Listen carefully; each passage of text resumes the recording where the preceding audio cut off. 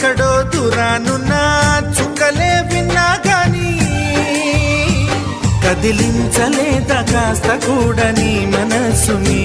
పరదాలు దాటి ఒక్కసారి పలకరించవేమి అందరినీ ఇలా వెంటపడి అడగాల సరదాగా నువ్వే ఎదురైతే సరిపోదా నిద్రపోతున్న రాత్రి నడిగా గుడ్డికి చేరిన గువ్వల నడిగా